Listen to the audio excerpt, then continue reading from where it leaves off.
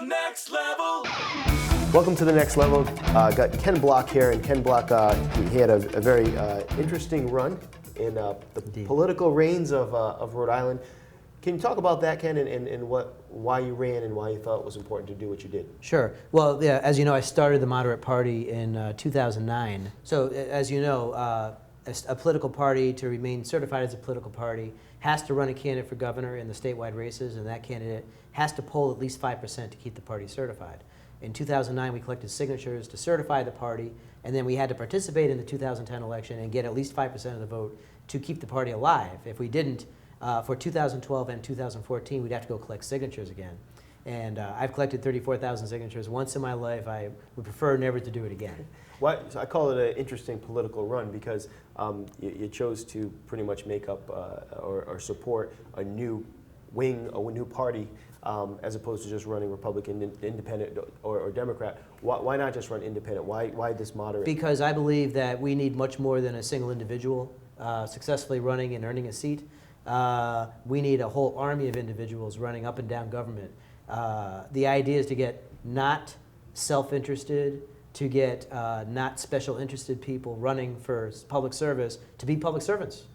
And we haven't had that, we don't have that from the vast majority of the people who run and successfully win seats. So in my opinion, the root cause of a lot of Rhode Island's problems is a political problem, and it's one where we don't have the right individuals winning seats. What was the most frustrating thing for you running, not so much during the campaign, but after the campaign and while it happened?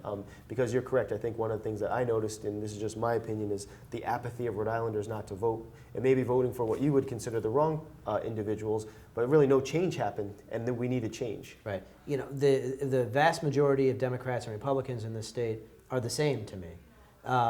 They're not fixing the problems, not addressing the problems that Rhode Island desperately needs to have addressed.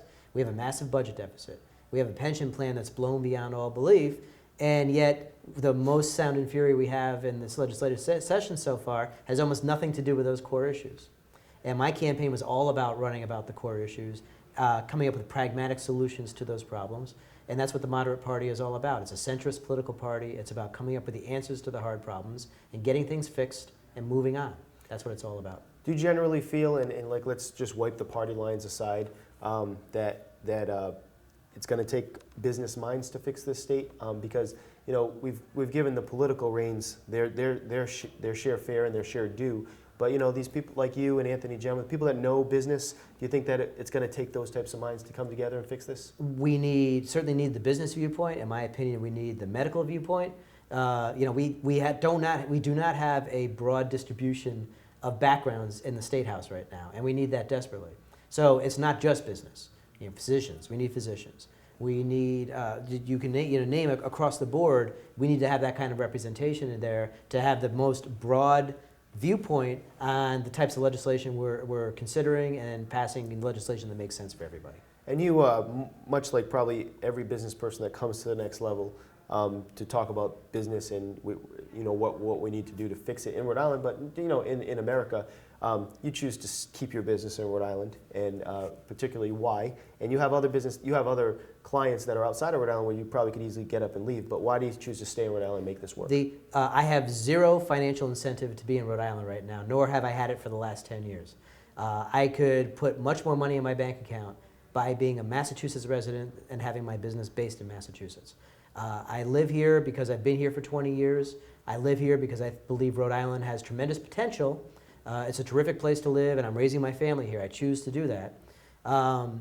If we can fix the problems that we have. If we can't fix the problems that we have, then the financial disincentive on top of all the other problems that are coming would make a move something you have to carefully consider. Yeah, and what do you think the wake-up call is going to be? What's the final decision that's going to make Rhode Island sit up and say, we need to really make this a business partnership with companies like yours just to keep you here and to do what we need to do? I think we're at that point. On top of the big jump we just had in the unfunded pension liabilities, this year's budget deficit, the much bigger deficit that's coming down the line in 2 years, with no firm proposals in sight on how we're going to raise our revenues without destroying the economy. Right? We have to broaden the tax base. We don't want to broaden the sales tax. We need much more people earning money and paying taxes in this state as opposed to raising the existing taxes on people who are there. It's an obvious solution to the problem, but we don't seem to be moving in that direction. And lastly, just to wrap this up, you did what you had to do for the moderate party. Is it where you need it to be? And really quickly, tell us more about where people can help. We will have candidates running in the 2012 races. The website for the moderate party is www.moderate-ri.org. You can come check out the website. We'll be announcing candidates as we get closer to the 2012 cycle, and off we go.